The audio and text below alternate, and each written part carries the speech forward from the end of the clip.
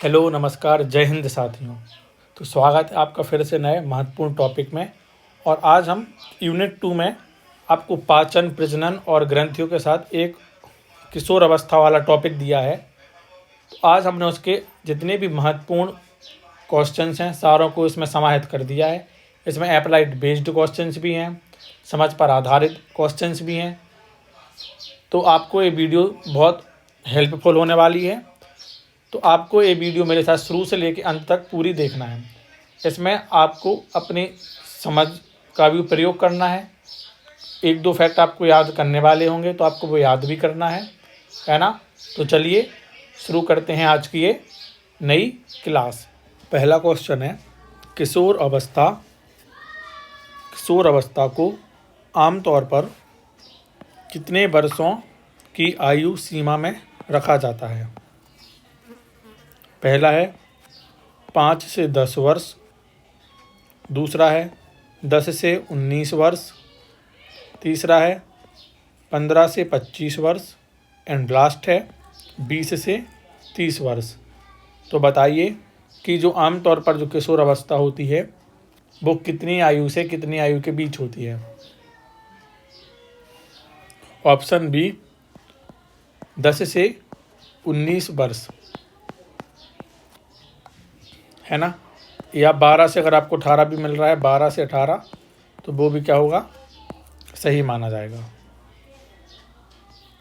Next है, किशोर अवस्था के दौरान शरीर में मुख्य रूप से कौन सा हार्मोन परिवर्तन लाता है?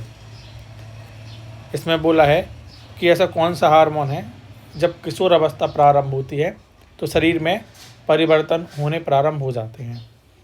पहला है इंसुलिन, दूसरा है एड्रेनालिन, तीसरा है testosterone and oestrogen and last है थायरॉक्सिन। तो आपको बताना है कि शरीर में जो परिवर्तन होते हैं किशोर अवस्था में उसके लिए कौन सा हार्मोन उत्तरदायी है। तो कौन सा है? ऑप्शन सी टेस्टोस्टेरोन और एस्ट्रोजन। ए पाया जाता है मेल में और ये पाया जाता है फीमेल में।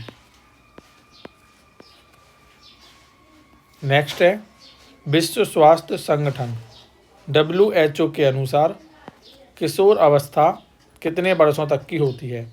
तो इसमें आपको उसने बोला कि WHO के अनुसार बताना है आपको, तो आपको ये याद करना पड़ेगा और ये महत्वपूर्ण भी हो जाता। वो डायरेक्ट पूछ लेगा कि WHO के अनुसार किशोर अवस्था कितने वर्षों तक की होती है। पहला है 9 से 18, दूसरा है 10 से 19, तीसरा है 12 से 21, लास्ट है 14 से 25। तो आपको बताना है कि किशोर अवस्था WHO के अनुसार कितने वर्षों तक की होती है।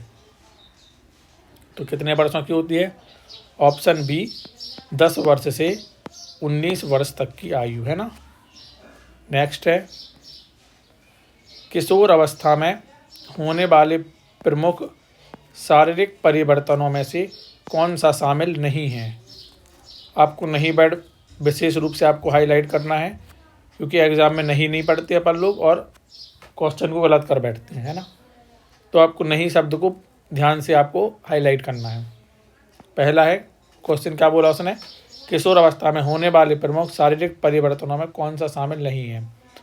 पहला है द्वितीयक लैंगिक लक्षणों का विकास, दूसरा है हड्डियों का विकास, तीसरा है मांसपेशियों की क्षति एंड लास्ट है आवाज़ में बदलाव। तो कौन सा शारीरिक परिवर्तन किशोर अवस्था में नहीं होता है?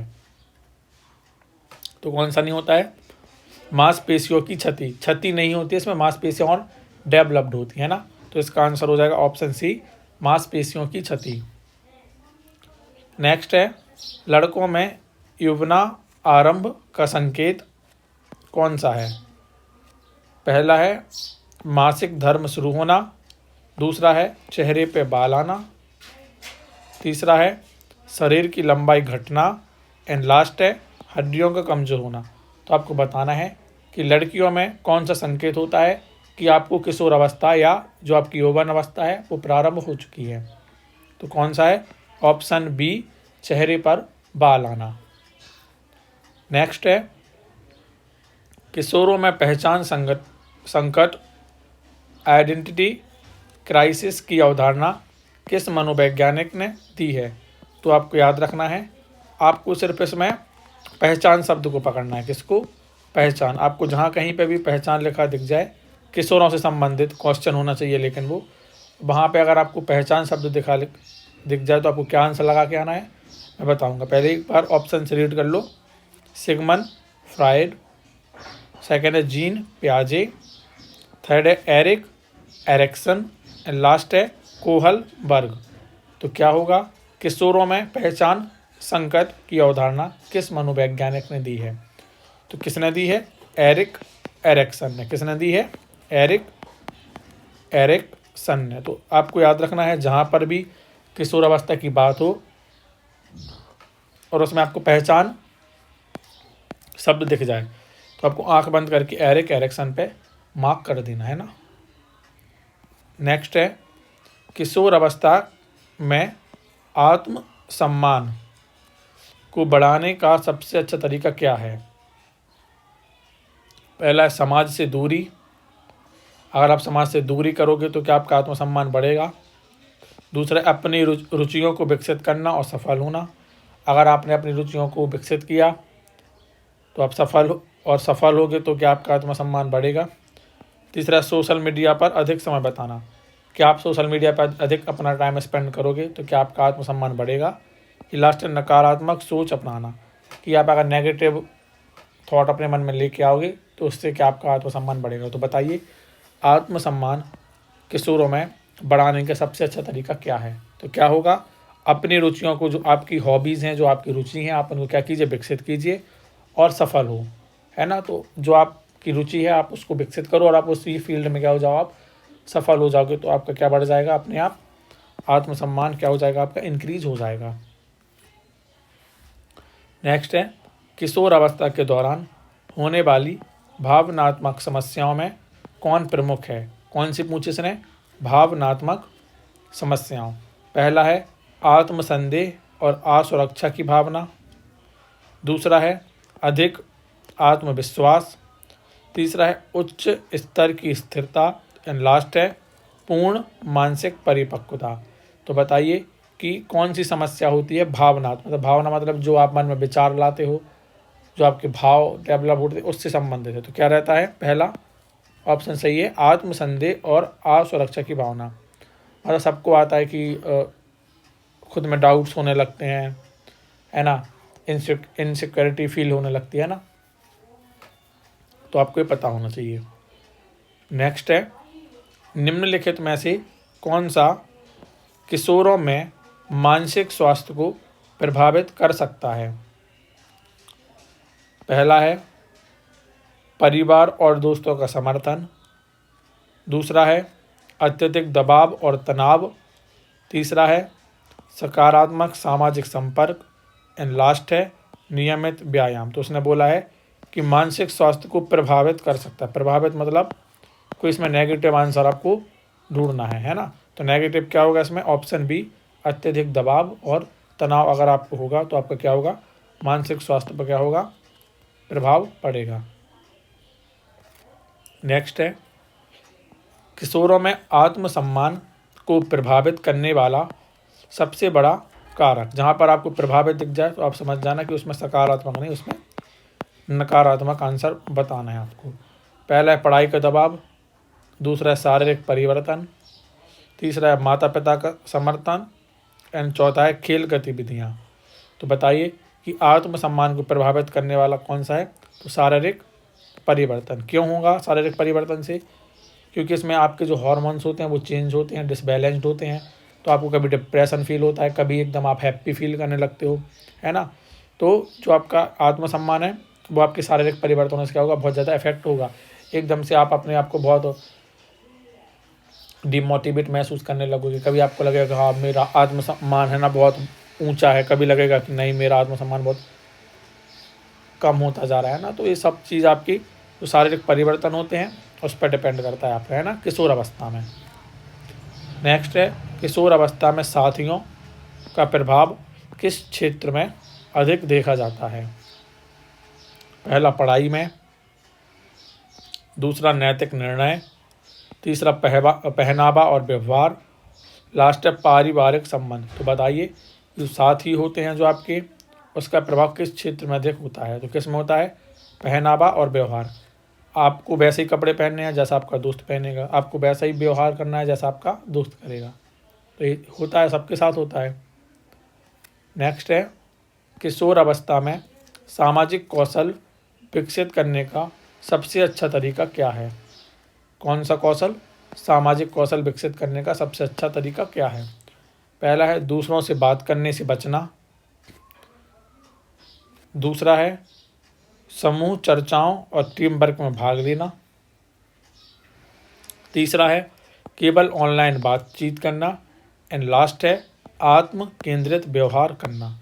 तो बताइए आप कि जो सामाजिक कौशल है तो आपका विकसित कैसे होगा?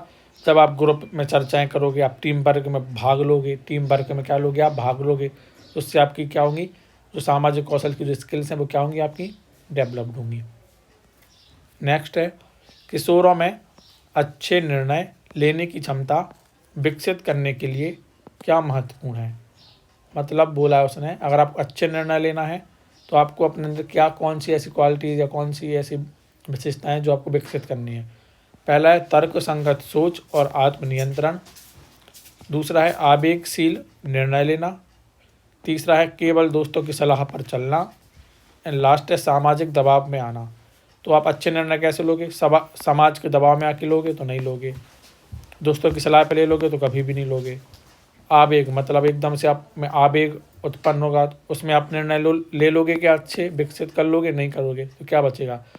अगर आप तर्कपूर्ण सोचोगे और खुद पे आप नियंत्रण रखोगे तो आप अच्छे निर्णय ले लोगे, है ना। नेक्स्ट है किशोरों में नैतिक मूल्य विकसित करने में कौन सी चीज़ सबसे अधिक मदद करती है? नैतिक मूल्य विकसित करने में पहला टीवी और सोशल मीडिया, दूसरा है माता पिता और शिक्षकों का मार्गदर्शन, तीसरा है दोस्तों का प्रभाव, और लास्ट है अकेले रहना। तो कैसे आपके नैतिक मूल्य विकसित होंगे? कैसे होंगे? माता पिता और शिक्षकों का मार्गदर्शन अगर आपको प्राप्त होगा तो आप में जो नैतिक मोरल वैल्यूज़ हैं वो क्या हो जाएंगी? बहुत ज़्यादा डेवलप हो जाएंगी। नेक्स्ट है किशोरों के लिए संतुलित आहार में सबसे आवश्यक तत्व कौन सा है? पहला है उच्च वसा और शर्करा, दूसरा है प्रोटीन, कैल्शियम और आयरन, तीसरा है केवल कार्बोहाइड्रेट, और लास्ट है केवल वसा। तो कौन सा सबसे अच्छा है ऑप्शंस के according? Option B protein, calcium और आयरन। नेक्स्ट है किशोरियों में एनीमिया का मुख्य कारण क्या है? पहला है अधिक व्यायाम, दूसरा है आयरन की कमी, तीसरा है अधिक प्रोटीन का सेवन, एंड लास्ट है अधिक पानी पीना। तो एनीमिया का जो किशोरियां हैं उसमें क्या है बताइए? तो आयरन की कमी, और जो किशोरियों की जो आयु होती है वो आपकी 11 से 18 होती है। किसकी? किशोरियों की। और जो किशोर का बोलेगा तो 11 से 19 या 10 से 19, है ना। नेक्स्ट है किशोरों को रोज़ाना कितने घंटे की नींद लेनी चाहिए? पहला है 4 से 5 घंटे की, दूसरा है 6 से 7 घंटे की, तीसरा है 8 से 10 घंटे की, एंड लास्ट है 12 से 14 घंटे की। तो बताइए कितने घंटे की नींद लेनी चाहिए आपको? तो रोज़ाना 8 से 10 घंटे की नींद आपको लेनी चाहिए। नेक्स्ट है किशोरों में तनाव कम करने के लिए कौन सा उपाय सबसे प्रभावी है? अगर आपको स्ट्रेस को कम करना है तो कौन सा प्रभाव सबसे प्रभावी है आपको ये बताना है। पहला है नशीले पदार्थों का सेवन, दूसरा है योग और ध्यान, तीसरा है लगातार मोबाइल फ़ोन का उपयोग, एंड लास्ट है पढ़ाई से पूरी तरह दूरी बना लेना। तो क्या होगा? ऑप्शन बी, योग और ध्यान के माध्यम से आप क्या करोगे, जो आपका स्ट्रेस लेवल होगा वो क्या हो जाएगा, कम हो जाएगा। नेक्स्ट है एक महत्वपूर्ण सूचना आपके लिए, अगर अभी तक आपने जो विटामिन्स की क्लास आपके लिए रिकॉर्ड करके आप अपलोड कर दी गई है, अगर आपने क्लास नहीं देखी है तो आप ये देख लेना, क्योंकि ये बहुत महत्वपूर्ण क्लास होने वाली है। आपको पता है कि आपकी हर शिफ्ट में विटामिन से प्रश्न आ रहे हैं, कठिन प्रश्न भी आ रहे हैं और सरल प्रश्न भी आ रहे हैं। अगर आपने वीडियो देख ली तो आप इजी से लेके आप हार्ड लेवल तक के आप क्वेश्चन सारे सॉल्व कर दोगे। तो ज़्यादा बड़ी वीडियो नहीं है, आई थिंक ये 30 मिनट की वीडियो है, तो आप इसको 2x में करके भी आप देख लोगे तो आपका काम चल जाएगा। तो आपको एग्ज़ाम के पहले पहले आपको ये वीडियो देखना है, जिससे आप कम से कम 4 से 5 नंबर अपने क्या कर लो, पक्के कर लो कि हाँ मेरे 4 से 5 नंबर क्या हो गए हैं, कंफर्म हो गए हैं। ठीक है, नेक्स्ट क्वेश्चन देखते हैं। किशोरों में अमूर्त चिंतन किस संज्ञानात्मक अवस्था में विकसित होता है? कौन सा अमूर्त चिंतन? पहला है पूर्व संक्रियात्मक अवस्था, दूसरा है ठोस संक्रियात्मक अवस्था, तीसरा है औपचारिक संक्रियात्मक अवस्था, एंड लास्ट है संवेदी मोटर अवस्था। तो बताइए जो आपका अमूर्त चिंतन है वो किस संज्ञानात्मक अवस्था में विकसित होता है? तो ऑप्शन सी, औपचारिक सक्रियात्मक अवस्था में आपका अमूर्त चिंतन विकसित होता है। किस अवस्था में? किशोर अवस्था में। नेक्स्ट है किशोर अवस्था में निर्णय लेने की क्षमता किस कारक से अधिक प्रभावित होती है? पहला है माता पिता का समर्थन, दूसरा है साथियों का दबाव, तीसरा है भावनात्मक परिपक्वता, एंड लास्ट है उपरोक्त सभी। तो बताइए अगर आपको किशोर अवस्था में निर्णय लेने की क्षमता को कौन सी चीज़ आपको प्रभावित करती है? तो माता पिता का समर्थन, हाँ, अगर माता पिता ने हाँ कह दिया तो आप निर्णय आप पॉजिटिव ले लो, मतलब कहीं जैसे आप ऐसा याद रखो, जैसे आपको गोवा जाना है, कहाँ जाना है आपको? गोवा घूमने जाना है, ठीक है। अब आपका निर्णय क्या है कि मुझे तो जाना है ना, लेकिन माता पिता का समर्थन भी चाहिए, आपको चाहिए कि नहीं चाहिए आपके निर्णय लेने के लिए। दूसरा साथियों का दबाव, अब दोस्त क्या बोल रहे हैं, गोवा चलो चलो चलो, तो एक ये भी निर्णय आपकी क्षमता को करेगा प्रभावित। तीसरा भावनात्मक परिपक्वता, अगर आपका मन एक तरफ बोला जाना है, एक तरफ कह रहा है नहीं जाना है, तो ये भी आपके निर्णय लेने में एक फैक्टर काम करेगा, तो सारे हो जाएंगे इसमें, है ना। नेक्स्ट है किशोर अवस्था में हार्मोनल परिवर्तन किस ग्रंथि द्वारा नियंत्रित किए जाते हैं? पहला है थायराइड ग्रंथि, दूसरा है पिट्यूटरी ग्रंथि, तीसरा है एड्रिनल ग्रंथि, एंड लास्ट है अग्नाशय ग्रंथि। तो बताइए कौन सी ग्रंथि है जो आपके हार्मोनल परिवर्तन को नियंत्रित करती है किशोर अवस्था में? तो कौन सी? ऑप्शन बी पीयूष ग्रंथि। कौन सी? पीयूष ग्रंथि। कहाँ पर होती है ये कहाँ पर होती है? मस्तिष्क में होती है। कहाँ पर होती है? मस्तिष्क में होती है ना। चलिए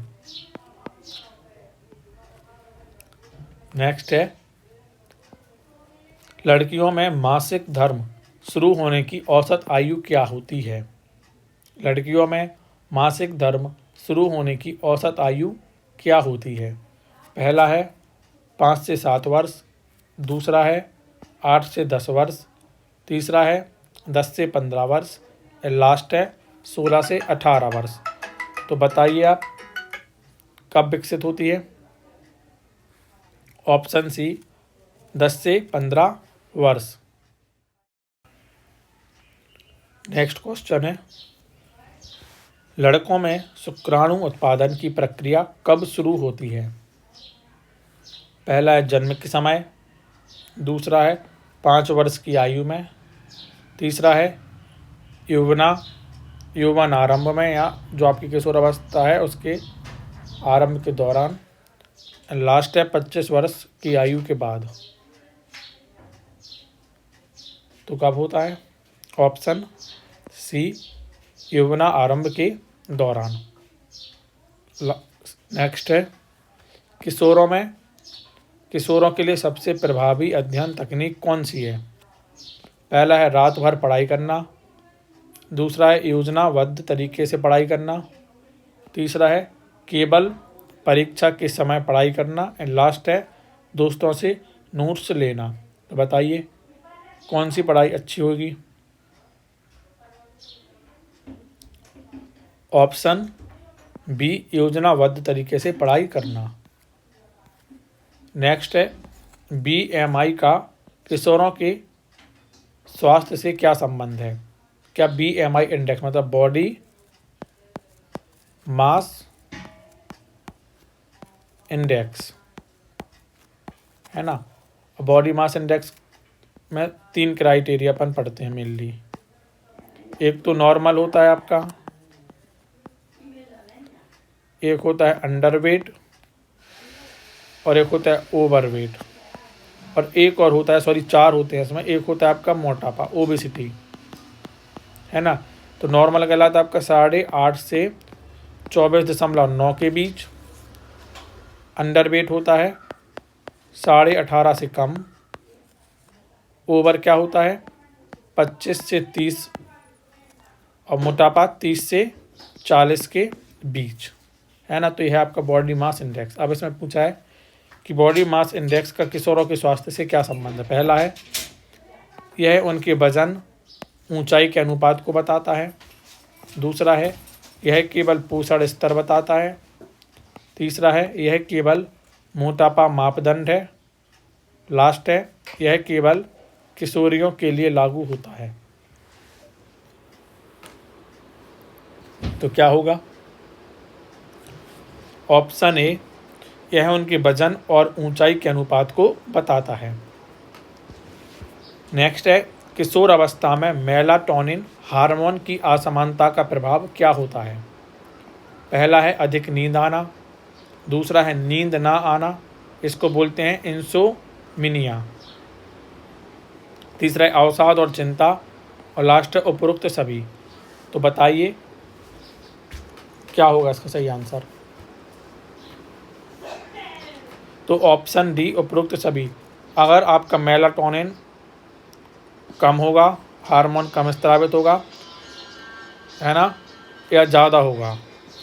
इसमें असमानता पूछा है तो इसमें ज़्यादा भी हो सकता है और कम भी। अगर ज़्यादा होगा तो आपको नींद नहीं आएगी, और नींद नहीं आएगी तो आपको अवसाद और चिंता महसूस होगा, और अगर ज़्यादा बढ़ेगा तो आपको अधिक नींद आएगी। अब दूसरी बात, जो मेलाटोनिन होता है ये किस ग्रंथि द्वारा स्रावित किया जाता है? तो कौन सी ग्रंथि है वो?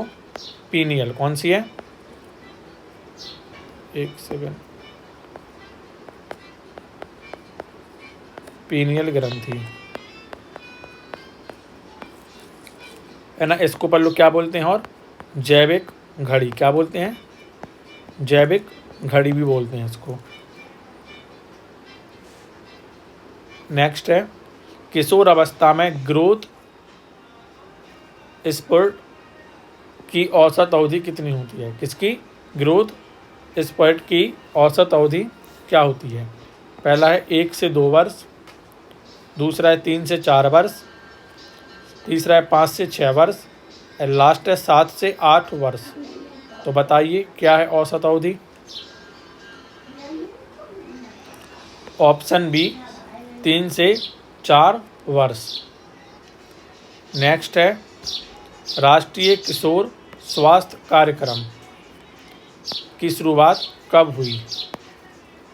2010 में, 2014 में, 2016 में, 2018 में?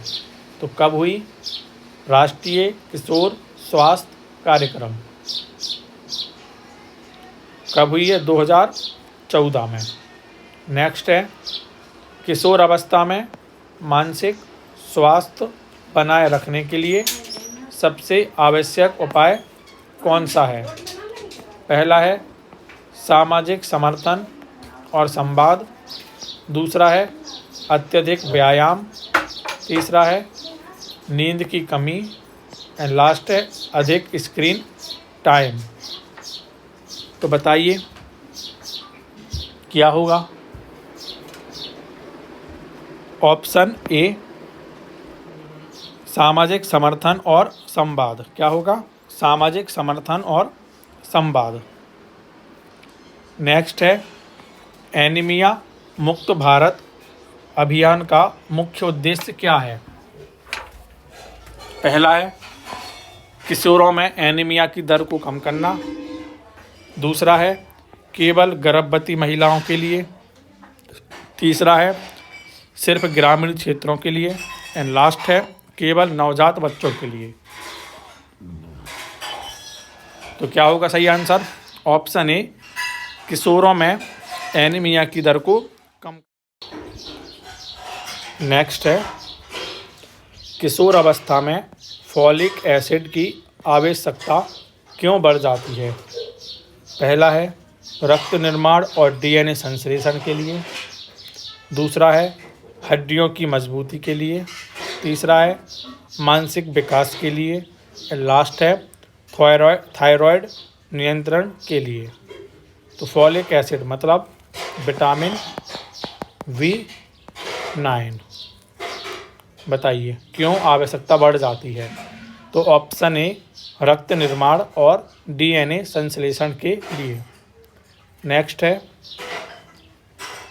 किशोरों में डोपामाइन हार्मोन का स्तर क्यों बढ़ जाता है?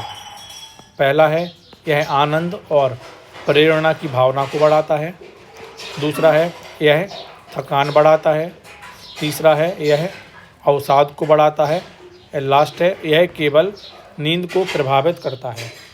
तो बताइए डोपामाइन का जो हार्मोन है इसका काम क्या होता है? क्या होता है? यह आनंद और प्रेरणा की भावना को बढ़ाता है। नेक्स्ट है किशोरों में सर्कैडियन रिदम में बदलाव का मुख्य प्रभाव क्या होता है? पहला है भूख की कमी। दूसरा है नींद के पैटर्न में बदलाव। तीसरा है हड्डियों की कमजोरी।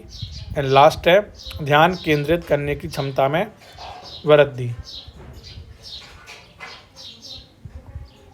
तो क्या होगा? ऑप्शन बी, नींद के पैटर्न में बदलाव। और इसके लिए कौन सी ग्रंथि जिम्मेदार है? पीनियल। कौन सी है? पीनियल ग्रंथि। कौन सा हार्मोन है? मेलाटोनिन। नेक्स्ट है देखो, अगर अभी तक आपने MS ऑफिस की मेरी वीडियो नहीं देखी है तो आप देख लेना, नहीं तो आप एग्ज़ाम में कम से कम 5 से 6 क्वेश्चंस क्या कर दोगे? आप गवा दोगे। इसमें मैंने आपको शॉर्टकट्स कीज़ भी बताई हैं और दूसरा मैंने प्रैक्टिकल भी बताया आपके लिए। तो अगर दोनों से क्वेश्चन बनेंगे तो आप पे पक्का में वो क्वेश्चन बन जाएंगे। अब यदि अगर आपको शॉर्टकट कीज़ के अलग से वीडियो देखना है तो मैंने इसकी एक अलग से वीडियो आपके लिए बना दी है। उसमें मैंने जितनी भी महत्वपूर्ण शॉर्टकट कीज़ हैं मैंने सारों को उसमें समाहित कर दिया है ना। तो अगर आपको MS ऑफिस के लिए देखना है तो आप ये वीडियो देख सकते हैं। अगर आपको शॉर्टकट की के लिए अलग से देखना है तो उसकी भी मैंने वीडियो आपके लिए अलग से अपलोड कर दी है। तो आप ये दोनों वीडियो एग्ज़ाम के पहले देख लेना। इससे आपके 5 से 6 क्वेश्चंस बन जाएंगे, है ना। तो आपने अगर नहीं देखा है तो आप ये वीडियो ख़त्म होने से के बाद तुरंत आप ये वीडियोज़ ज़रूर देख लेना। नेक्स्ट क्वेश्चन की बात करते हैं। सुपोषण अभियान का मुख्य उद्देश्य क्या है? पहला है किशोरों और गर्भवती महिलाओं में पोषण सुधारना। दूसरा है शिक्षा में सुधार करना। तीसरा है खेलों को बढ़ावा देना। लास्ट है केवल शहरी क्षेत्रों में पोषण सुधारना। तो बताइए क्या होगा सही आंसर इसका? ऑप्शन ए, किशोरों में और गर्भवती महिलाओं में पोषण सुधारना। नेक्स्ट क्वेश्चन है कैल्शियम की कमी से किशोरों में कौन सा रोग हो सकता है? पहला है रिकेट्स। दूसरा है ऑस्टियोपोरोसिस। तीसरा है एनीमिया। एंड लास्ट है गोइटर। तो बताइए कौन सा होगा? देखो रिकेट्स तो किससे होता है आपको पता है, विटामिन या विटामिन डी, एनीमिया, आयरन हो जाएगा, B9 हो जाएगा, B12 हो जाएगा, B6 हो जाएगा और भी हो जाएंगे। ग्वाइटर आयोडीन की कमी से, और ऑस्टियोपोरोसिस कैल्शियम। तो सही आंसर क्या हो जाएगा, ऑस्टियोपोरोसिस। नेक्स्ट क्वेश्चन है, किशोरियों के लिए आयरन की दैनिक अनुशंसित मात्रा कितनी होती है। पहला है 10 मिलीग्राम, दूसरा है 15 मिलीग्राम, तीसरा है 18 मिलीग्राम, लास्ट है 25 मिलीग्राम। तो कितनी किशोरियों के लिए दैनिक अनुशंसित मात्रा है, ऑप्शन सी 18 मिलीग्राम। नेक्स्ट है, इमेजिनरी ऑडियंस की अवधारणा क्या दर्शाती है। पहला है, किशोरों को लगता है कि लोग हमेशा उन्हें देख रहे हैं। दूसरा है, किशोरों को सामाजिक घटनाओं में अधिक रुचि होती है। तीसरा है, किशोरों में आत्मविश्वास अधिक होता है। लास्ट है, किशोरों में निर्णय लेने की क्षमता अधिक होती है। तो क्या होता है इमेजिनरी ऑडियंस में, तो ऑप्शन ए, किशोरों को लगता है कि लोग हमेशा उन्हें देख रहे हैं। नेक्स्ट है, स्ट्रॉम एंड स्ट्रेस सिद्धांत किसने दिया था। पहला है जीन पियाजे, दूसरा स्टैनली हॉल, तीसरा एरिक एरिक्सन एंड लास्ट है वाइगोत्स्की। तो स्ट्रॉम एंड स्ट्रेस सिद्धांत किसने दिया, option B Stanley Hall. Next question की बात करें, किशोरों में सेरोटोनिन स्तर में कमी का प्रभाव क्या हो सकता है। पहला है अवसाद और चिंता, दूसरा है बेहतर याददाश्त, तीसरा है अधिक ऊर्जा स्तर, लास्ट है वजन में वृद्धि। तो सेरोटोनिन के अगर स्तर में कमी हो जाएगी तो क्या होगा, आपको अवसाद और चिंता बढ़ने लग जाएंगी। क्या होने लगेंगी, बढ़ने लग जाएंगी। नेक्स्ट क्वेश्चन है, स्कूल हेल्थ प्रोग्राम का मुख्य उद्देश्य क्या है। पहला है किशोरों को स्वास्थ्य शिक्षा प्रदान करना, दूसरा है केवल खेलकूद को बढ़ावा देना, तीसरा है सामाजिक समस्याओं को बढ़ाना एंड लास्ट है कुपोषण को बढ़ाना। तो क्या है स्कूल हेल्थ प्रोग्राम का मुख्य उद्देश्य, तो क्या होगा, किशोरों को स्वास्थ्य शिक्षा प्रदान करना। नेक्स्ट है, सबला योजना किसके लिए चलाई गई है। कौन सी सबला योजना। पहला है 11 से 18 वर्ष की किशोरियों के लिए, दूसरा है केवल गर्भवती महिलाओं के लिए, तीसरा है नवजात शिशुओं के लिए एंड लास्ट है वरिष्ठ नागरिकों के लिए। तो सबला योजना किसके लिए चलाई जा रही है, तो 11 से 18 वर्ष की किशोरियों के लिए। डिजिटल डिवाइड का किशोरों पर क्या प्रभाव पड़ सकता है।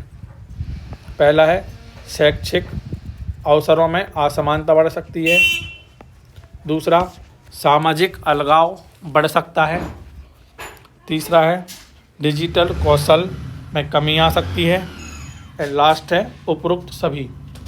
तो डिजिटल डिवाइड पर किशोरों का क्या प्रभाव पड़ सकता है, तो क्या पड़ सकता है, ऑप्शन डी उपरोक्त सभी।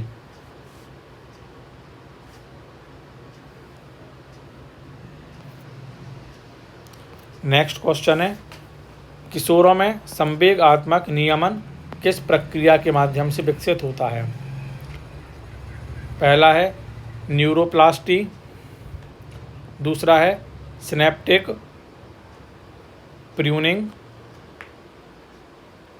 तीसरा है सामाजिक अधिगम एंड लास्ट है केवल आनुवांशिकी के कारण। तो क्या होगा?